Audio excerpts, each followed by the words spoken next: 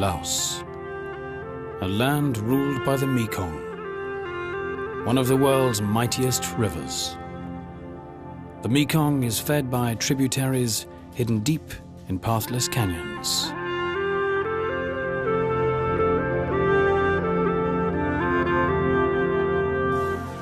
It is a whim of history that centuries have passed with hardly a human foot trespassing in this wilderness.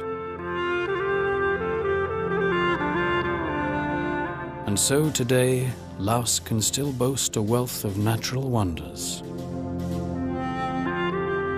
Uncharted rivers, unclimbed mountains, untouched forests inhabited by mysterious creatures.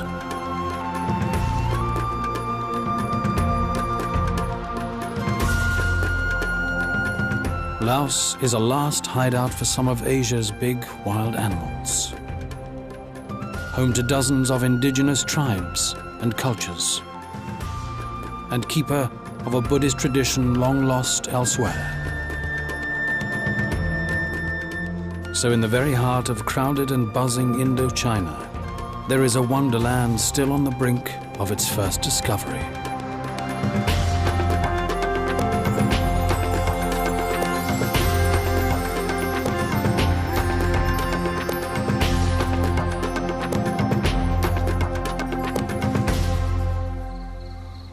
In the northern province of Hua Phan, a zoologist is on her way into the jungle. Arlene Johnson is a specialist in tigers. Vieng Tong is the vantage point of her expedition, a village on the fringe of the Nam At Phu Lui protected area.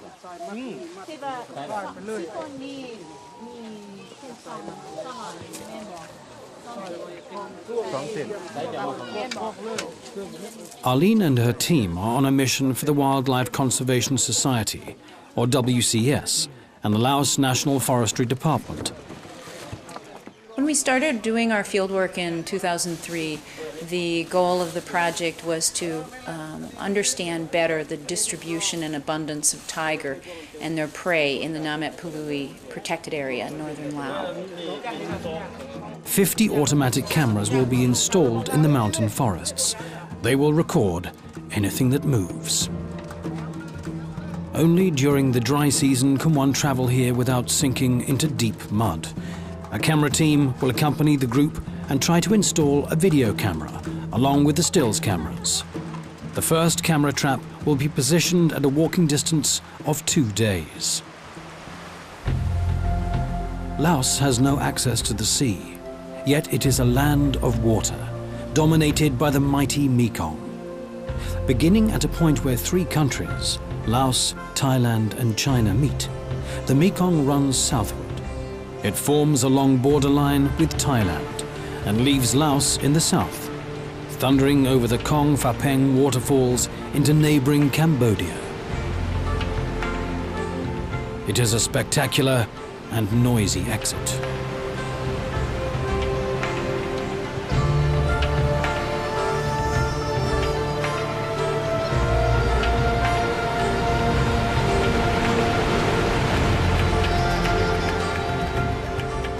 My Nam Kong, mother of all waters, is what the people of Laos call their river. In the south, the Mekong is as wide as a lake. This waterscape is called Si Phan Don, the 4,000 Islands. When the rainy season starts, most disappear overnight.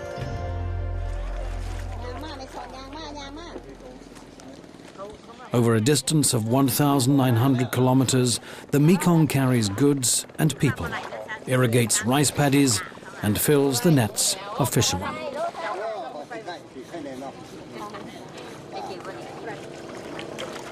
This river produces more fish than the entire Mediterranean Sea, an annual 2 million tons. The Mekong boasts one of the world's highest degrees of biodiversity. Scientists know many of its species only from hearsay.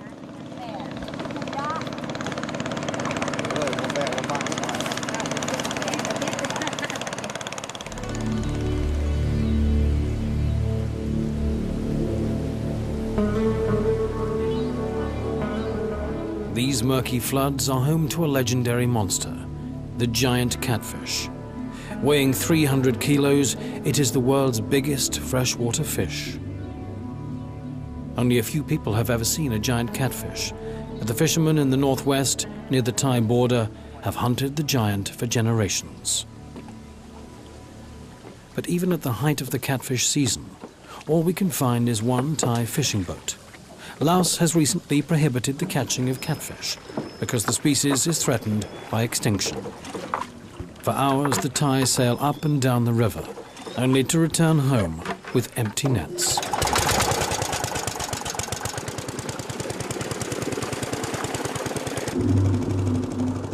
What has happened to the giant catfish? If there is an answer, it is found on the Thai side of the river.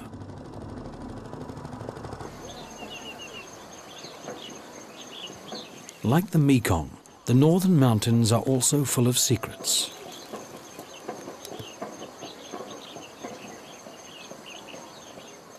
The Akha people live along the Chinese border. Many of their villages can only be reached by foot, journeys often lasting several days through thick mountain forests. Hunters like Sueño are familiar with plants and animals no white man has ever seen. He still uses the traditional Chinese crossbow. Firearms are prohibited. The hunters set out for the woods to try their luck. Unlike many Laotians, the Akha are not Buddhist. For them, a hunt is also a visit to the realms of spirits, where rocks and plants are animated beings.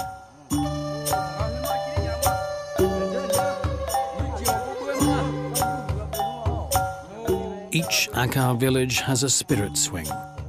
It's the gate to a mystic cosmos. It's built in honor of the dead and must never be touched.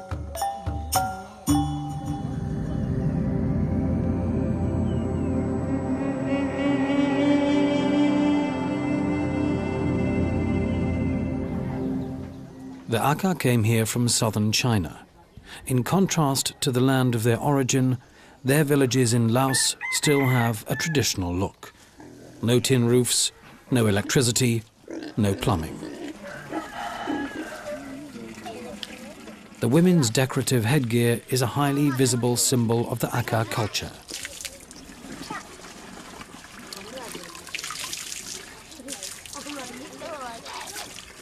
The Akha women are expert in needlework and weaving. They dye the fabric for their clothes with indigo.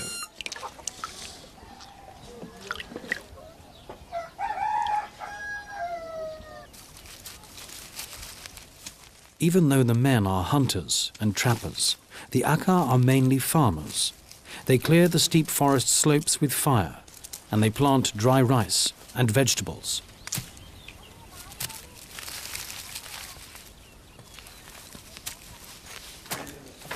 The hunters have long disappeared into the jungle when the women set out on their way to the market. Selling a few vegetables is the Akha's only source of income.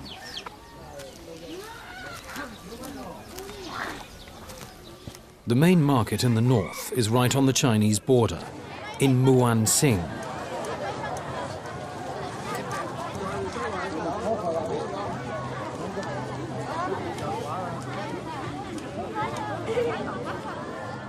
The market punctuates the region's cultural complexity of nationalities, tribes, and languages.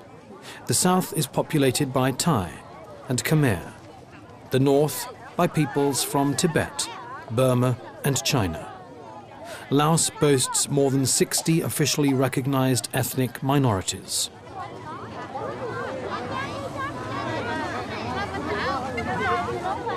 The north is dangerous ground. The Golden Triangle is close. Clandestine poppy farming, drug trafficking, and smuggling of goods of all kinds are challenges to the government. Even the wilderness is beset by serious problems. Poaching and illegal trade with exotic animals are a threat to the tiger population and other rare jungle species. This is why the government supports the work of Arlene Johnson and her team. Wilderness research in Laos is a tedious adventure.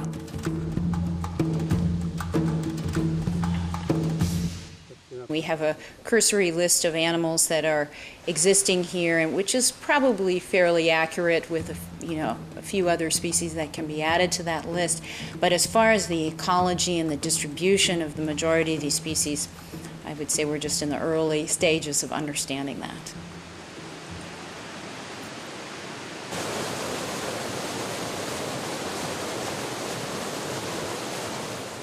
None of the researchers have ever seen a tiger eye to eye, yet they have little doubt that the big cats are nearby.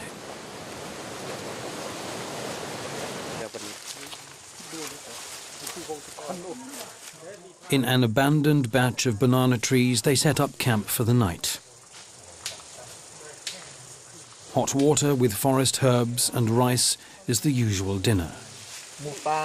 The majority of the expedition team are Laotians. The assistants and porters are excellent jungle scouts who can read animal tracks.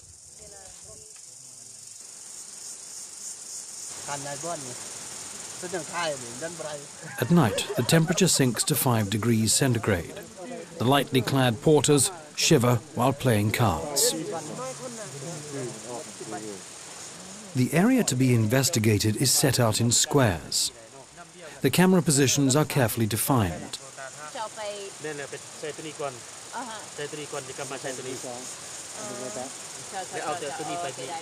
But the Loei protected area spreads across 3,500 square kilometers.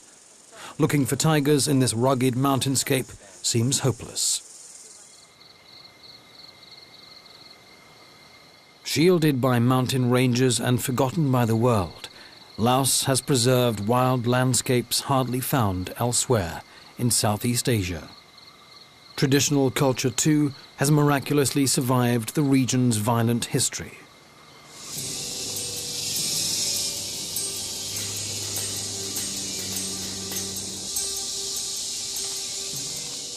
In spite of its ethnic diversity, Laos has been a predominantly Buddhist country for more than 7 centuries.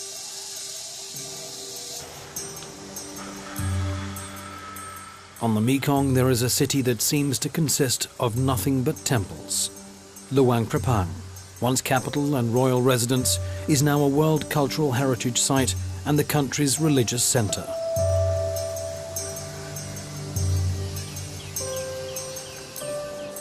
Colonial architecture, the only remaining heritage of 60 years of French rule. Inhabited, living, and crumbling architecture is everywhere.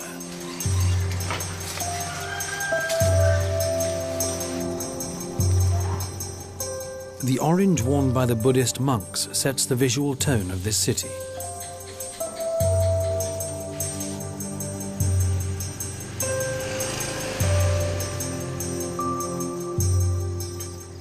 Every day, just before sunrise, the monks come out to receive alms: rice, vegetables, and sweets. Monks are prohibited from worldly labor. They take their alms without any expression of gratitude and return to their temples. Even the oldest temples are wide open to the life of the city. They serve as meeting places, passages, and playgrounds. Water snakes, so-called nagas, guard the roofs. Everywhere there are animal images, symbolic protectors and sources of strength. In Laos, one animal is worshipped above all others: the elephant. In the era of its glory, Laos was called Lan Sang, realm of 1,000,000 elephants. A 3-headed elephant was the royal coat of arms.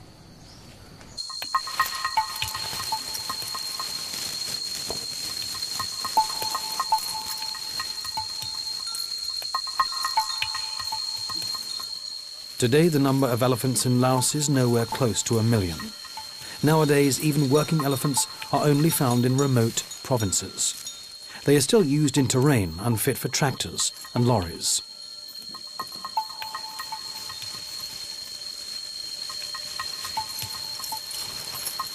There is a Laotian speciality in dealing with elephants. Whilst in the rest of Asia elephant guides use a sharp metal hook that inflicts pain, Laotians direct their animals only with a gentle voice.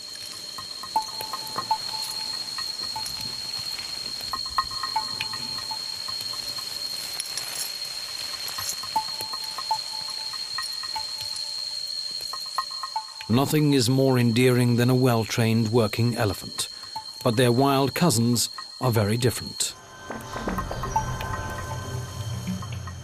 In contrast to their African relatives, Asian elephants generally do not live on open grassland, but in dense jungle. We never even noticed what the local scout saw immediately: a young elephant male in the immediate vicinity. The elephant is only 20 meters away. Males will not tolerate strangers anywhere near.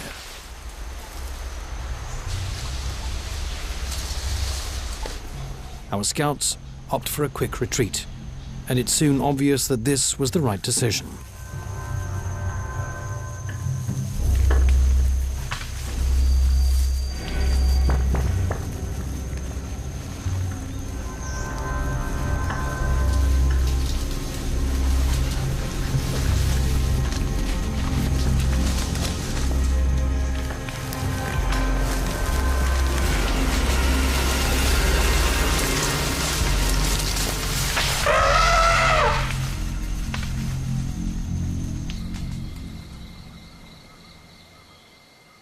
There are few places here that offer a wider view. This forest clearing is a meeting place for elephants who are attracted by a natural salt deposit. The animals dig up the ground to get vital mineral supplies.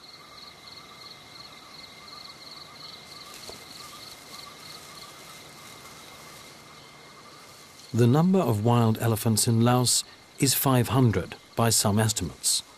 Others believe that there are 800. In any case, Laos has the most important national elephant population in Indochina.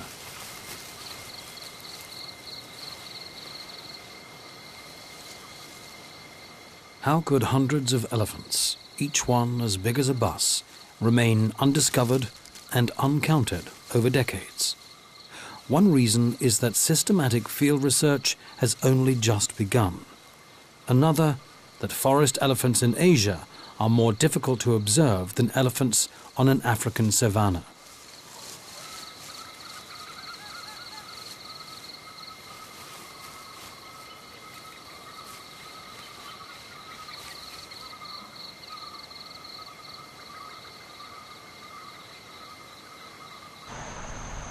If the Akha hunters had ever wanted to know the precise number of elephants in these forests, they would certainly have been more successful in counting them than Western researchers. But to them, statistics are a typically Western whim.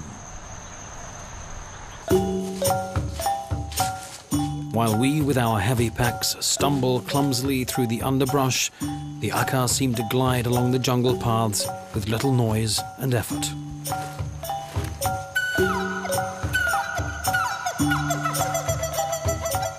Under the canopy of these giant trees, outsiders easily lose their bearings. You hear bird calls, but cannot tell from where. You think you walk in a straight line, but find that you move in circles. We need supermarkets, the Akha need the forest. Here they find food plants, medical herbs, firewood, building materials, honey, and animal protein. The other hunters have moved on, but Sueño has picked up a rustle in the foliage.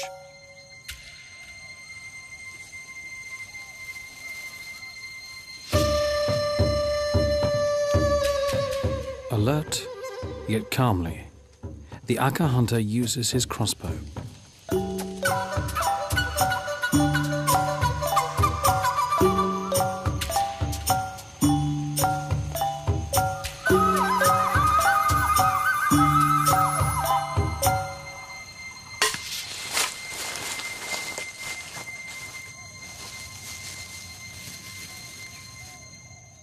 The bird is not dead, just injured. Almost as fast as his arrow, Sueño has caught up with his prey. Within seconds, it is packed away.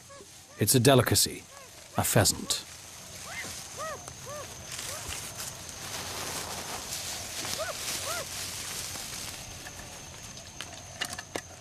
The Aka are allowed to hunt pheasants but not protected animals, such as the tiger. One would readily vouch for the innocence of these gentle people, yet tigers are caught and killed in Laos. But the poachers are shrouded in as much secrecy as the tigers themselves. Several hundred kilometers from the Aka hunting grounds, our expedition has reached the first camera position. First of all, the WCS scientists want some basic questions answered. How many tigers are left in this area? What is their prey? How large are their individual territories? Where do tigers and humans clash? You see there are 4 connectors and here 3. The service team is being briefed. Our camera is to operate for 6 months. Video cassettes and batteries need to be changed on a weekly basis. For the WCS project, the young men have to position 50 stills cameras spread out over 100 square kilometers of wilderness. In comparison, working our 2 video cameras is easy.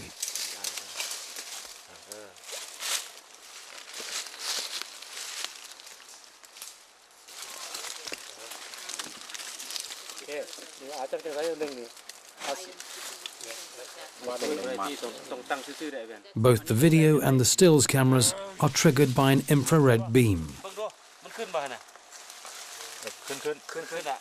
In contrast to the video cameras, the stills cameras need no service.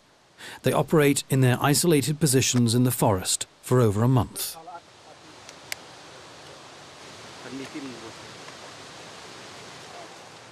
In recent years, these camera traps have enabled scientists to capture some spectacular shots.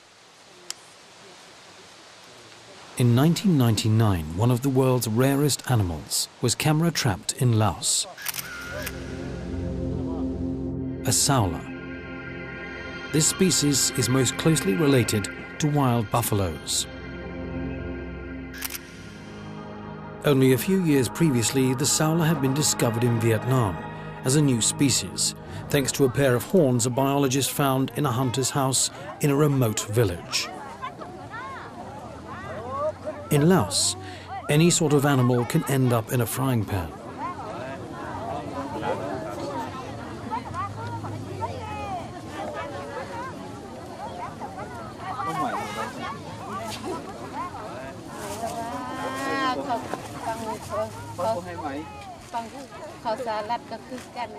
Although trade in wild animals is now prohibited, no one seems to worry about the law.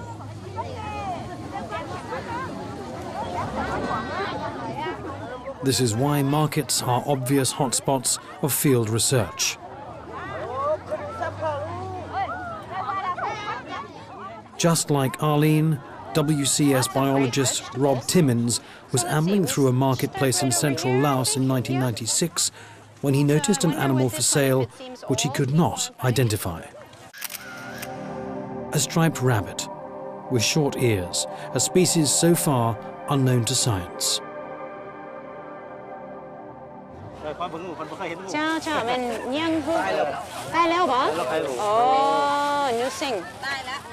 The list of newly discovered species also includes 2 kinds of rare small deer, a rat with a furry tail and a yellow pig. They were all found between fruit and vegetables or in village huts, smoked or dried.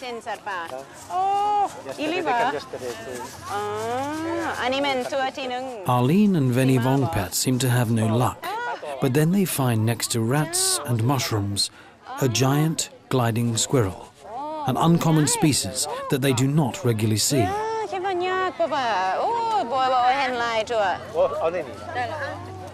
Really? That's a beautiful one, huh? Very nice. Oh, man chưa mi muốn ba? 2,000 okay. Oh, this is a big one, isn't it? Yep. Oh, yeah. Huh. Yeah, it's definitely East Asian porcupine. ที่เป็นตัวเต่าเนาะบางเต่า Big animals such as porcupines have become rare. Hunting pressure is on the rise, and forests near densely populated areas have been effectively depleted. ประมาณ kg 10 กิโล ขายเป็นกิโลวะนี่หรือว่าขายยังไงได้ปะ โอเมนยักษ์ ได้ปะ Illegal trade in exotic animals is another problem. For a rare turtle species, collectors will pay almost any price. Yeah, it's definitely a soft-shell turtle, but doesn't have By any now, markings Arlene's or team features has some on it, which experience helps with rare in the animals. identification. Yeah. One of their cameras captured an Austin civet, an extremely rare species. One night, a hog badger released the trigger, a little-known species in Laos. It's the first photograph in this country taken in the wild.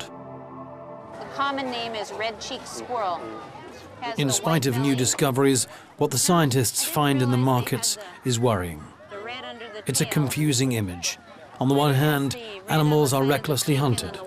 On the other, researchers discover ever new wonders. You can see them. ขอบใจ เจรายเด้อ Yeah, ขอบใจเด้อ ขายปลาแรกกับเนี่ยเนาะ Huh. Arlene and her Laotian colleagues are convinced that in spite of mounting problems, Laos is Indochina's last natural paradise.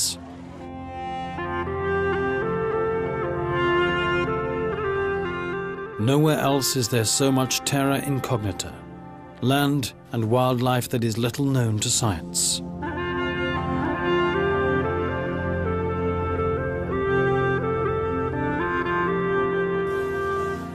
The limestone labyrinth of the Phu Hin Boon National Park, the Annamite Mountains on the Vietnamese border, the primeval forests, rugged canyons and uncharted rivers are this country's most precious treasures.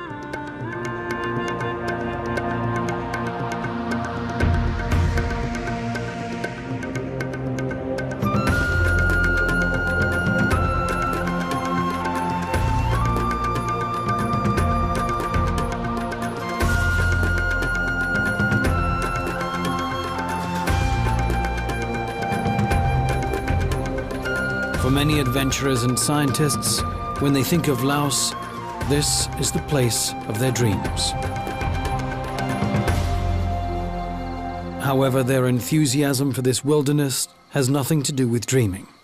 They simply know that many species could not survive anywhere else.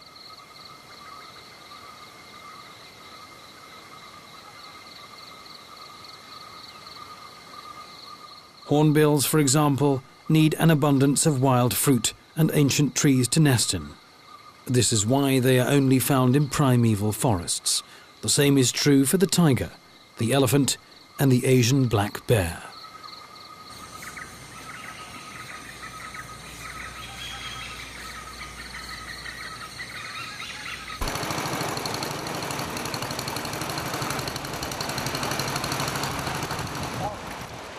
These bizarre limestone formations are an ideal barrier against invaders of all kinds. Though draped in lush greenery, the rocks here are needle-sharp and brittle.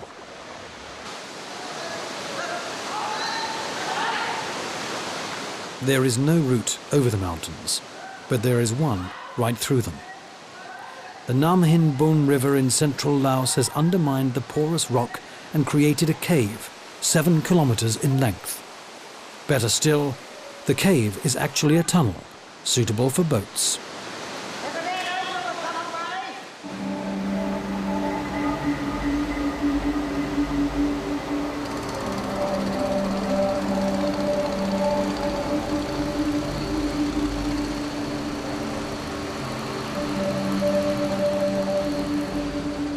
This natural tunnel is up to 100 meters wide. In places, its ceiling rises high to form underground cathedrals.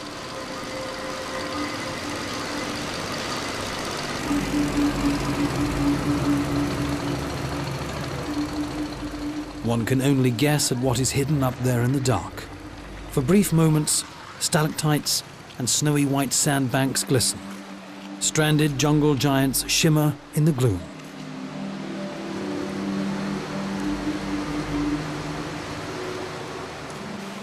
During the monsoon, the water level almost reaches the ceiling. In the dry season, it sinks to a low of just a few centimeters.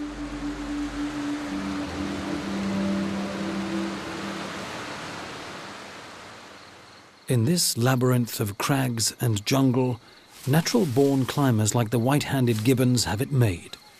Clumsy humans, scrambling along between rocks and underbrush, need an entire day for a distance a gibbon can do within minutes.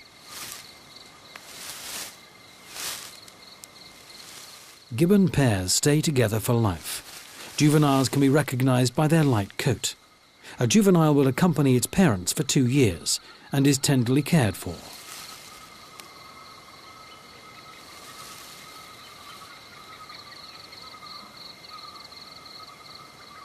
This small family alone needs a territory of 20 hectares. White-handed gibbons depend on a diet exclusively of fruit. Only large forests can cater to such needs.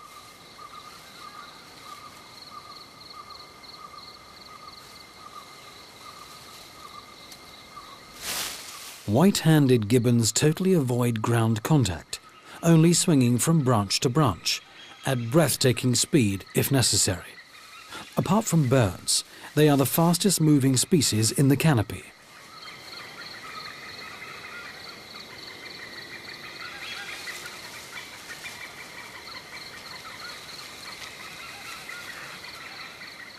Climbing like this seems like defying gravity, but it takes training.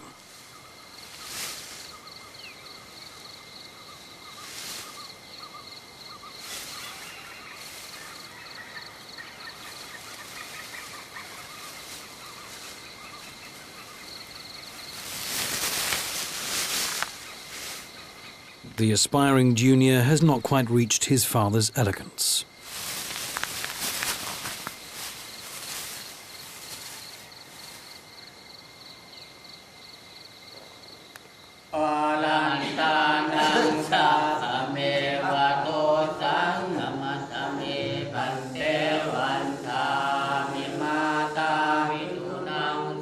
Mid-April. Luang Prabang is beginning to celebrate the Buddhist New Year. New Year is a time of cleansing, symbolically as well as physically. Family home or temple, all across the country, people are now busy cleaning.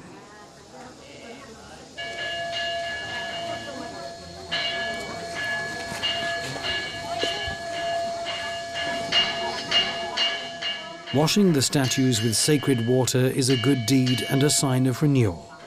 The spirits of the old year are driven out. New spirits will come with the approaching monsoon.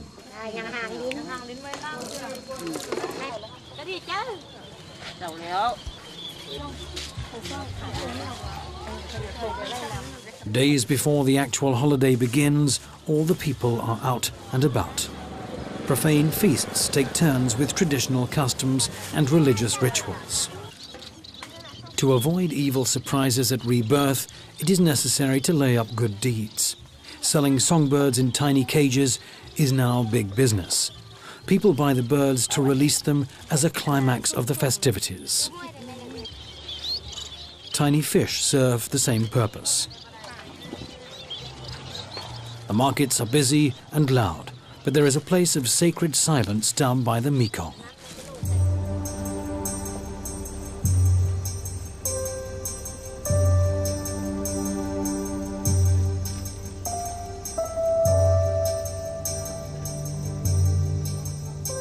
Two hours by boat upstream are the cave temples of Paku. Many legends are told about this shrine, which is visited by pilgrims from across Asia.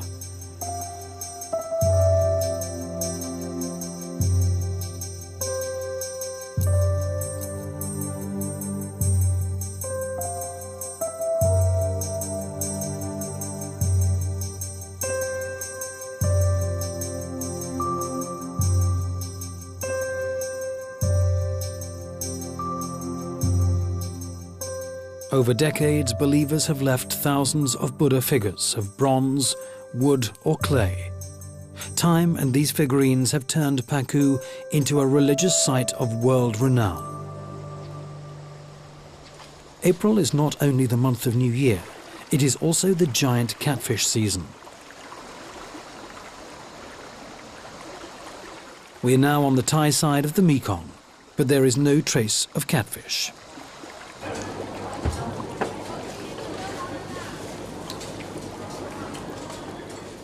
Remembering the biologists in Laos, we decide to do some market research, and this method proves successful. Unfortunately, our first catfish is dead. It is a rather small specimen, but it's definitely the species we've been looking for. This fish comes from a fish farm. Catfish are being bred from the eggs of animals caught in the wild. There is no way this fish could have been caught in the Mekong. Juvenile fish, larvae or eggs have never been found along the 4,000 kilometers of the river's length. The only encounters have been with adult animals in the delta and right here before the monsoon. Yet there is not a single fishing boat out there. Why? If anyone can provide an answer, it is Kriang Sak.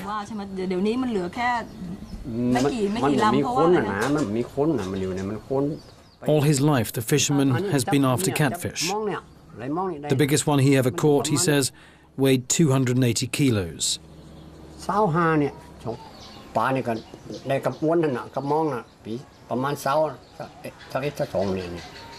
Each year, his crew used to catch 2 or 3 giant catfish. In a good year, up to 7. In the early days, they were very heavy, he says. We sold the fish to the Laotians for a small fortune. Today, people hardly go fishing anymore. It's also prohibited by the government. Whenever we catch a catfish, we can only keep it long enough to weigh it, and then we have to release it. Who goes fishing in order to release a fish? When he was younger, there was up to 60 fishing boats on the Mekong. And at the beginning of the season, both Thai and Laotians used to celebrate a big feast.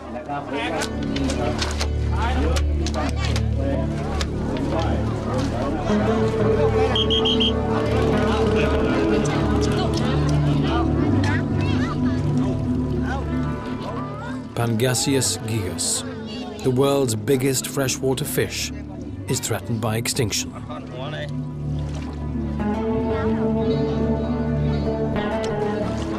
As recently as the 80s, some 60 giant catfish were netted each year. Now there is a total of 2 or 3. The reason is the reckless exploitation of the catfish population. Thailand too is now considering a radical protection law. Otherwise, the giant of the Mekong will soon be history.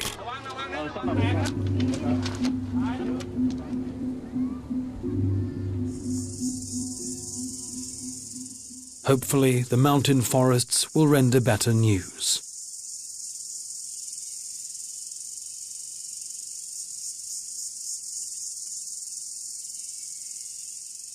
For 6 months, the video camera and the 50 photo traps have been out in the forest.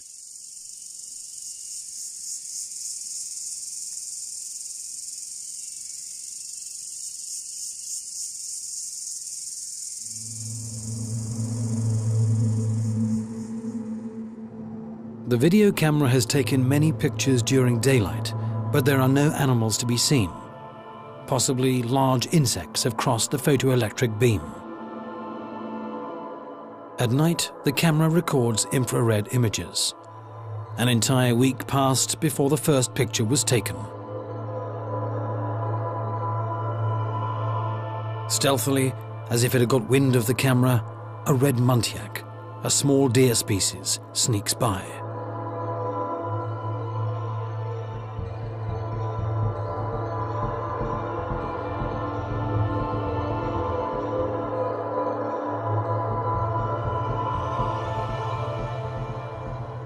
Giant bats chase through the night air.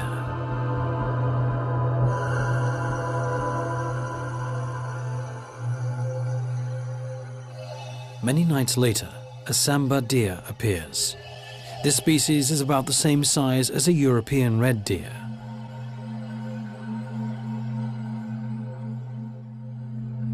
And another Samba, always alert, ready to break into flight.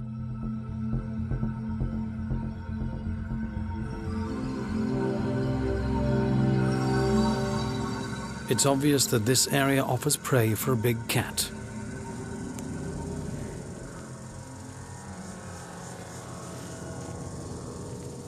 One day when changing batteries, the service team discovered tiger tracks near the camera. So there is at least one tiger gliding through the jungle at night. Did he only pass through, or is this his territory? Perhaps one of the photo traps can tell us more.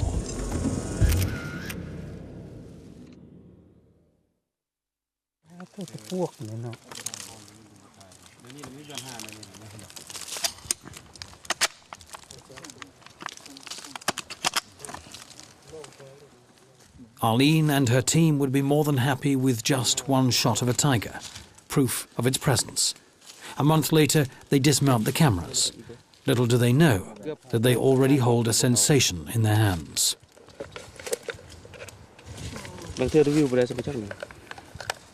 Over the dry season, the cameras are distributed across several hundred square kilometers of the protected area.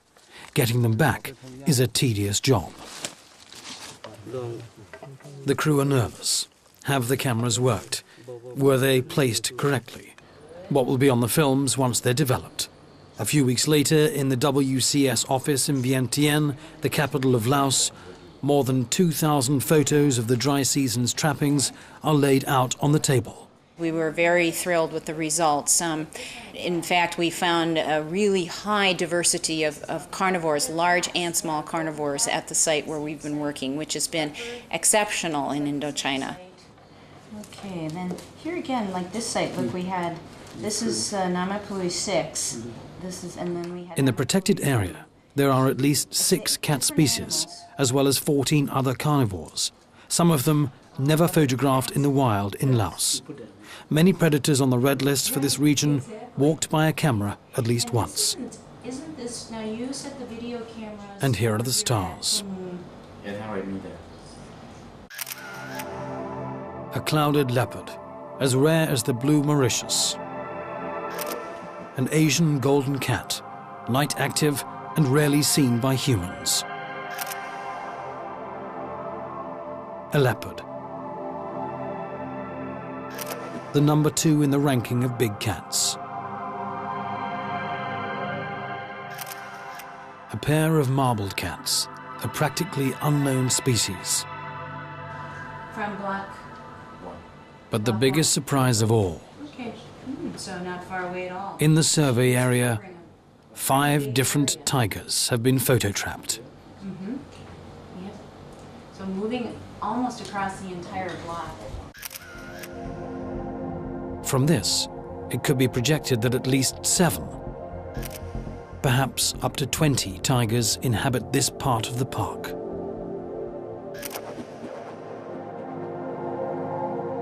The most important result of the WCS project is the realization that in spite of poaching and trade in wild species, this area is still a refuge for tigers, one of Asia's last. It's not too late for protection measures. From the Aka's perspective, the nervous counting of threatened species is a Western obsession. The men will hunt as long as there is anything to hunt.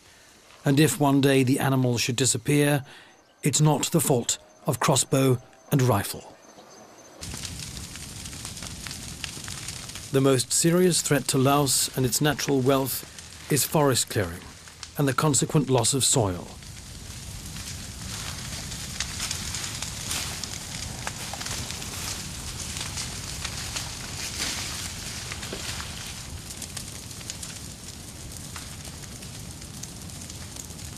Compared to the rest of Asia, Laos's human population of 5.5 million is small, and yet it's growing dramatically.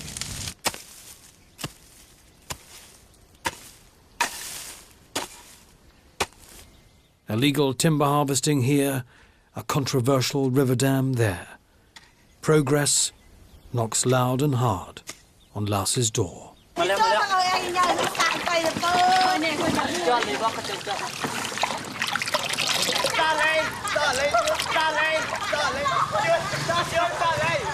The New Year's celebration revolves around water.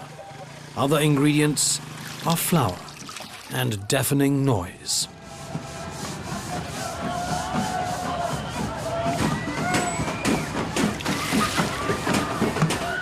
Like an explosion of life, the annual celebration sweeps through the streets of the time-honored city.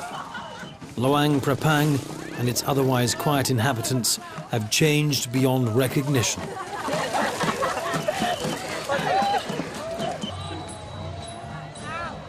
The official climax is the big parade. In a palanquin, Prabang, the country's most important Buddha statue, is carried through the streets.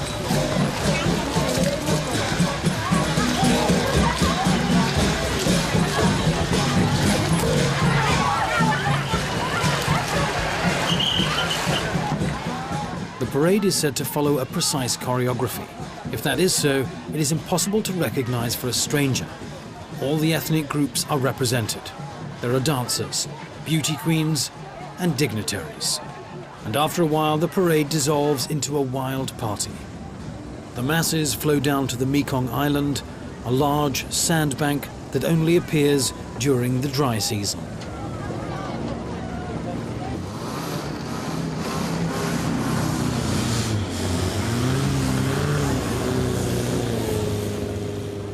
The otherwise quiet Mekong turns into a chaotic waterway.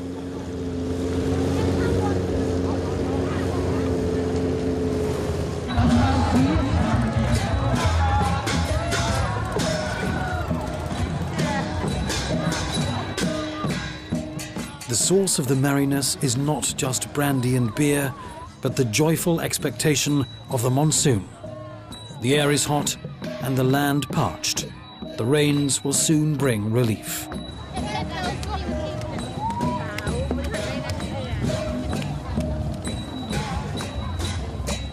As a salute to Buddha, the families build carefully decorated temples and stupas of sand.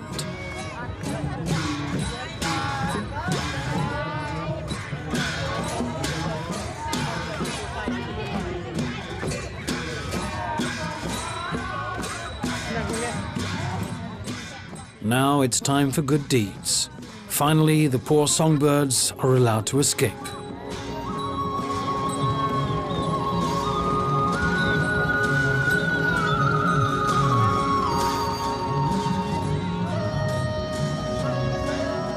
And the fish.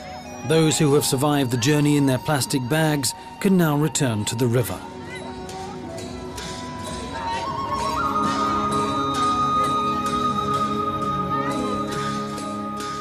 Soon the Mekong will wash away the footprints, the spits, paper plates, bottles and huts. For 3 months, water will be the dominating element. Cascades of it will rush from all the mountainsides.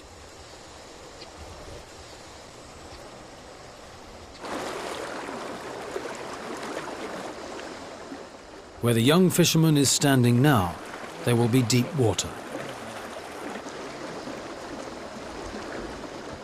In some places, the Mekong rises 15 meters. It will flood the plains, feed irrigation channels, and make the rice grow.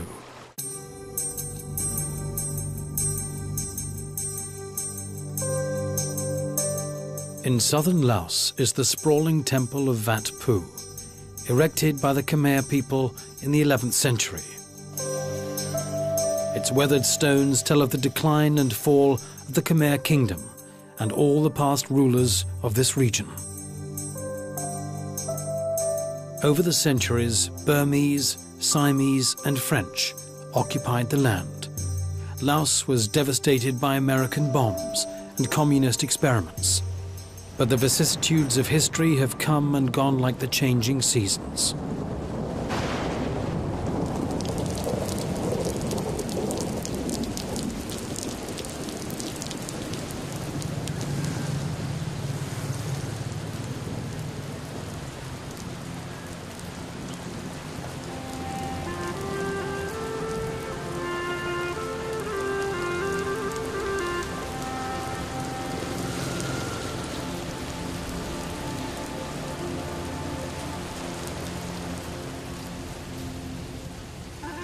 In the end, Laos has emerged as what it has always been.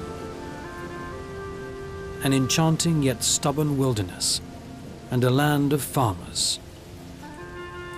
A land not ruled by kings, but by the monsoon and the Mekong.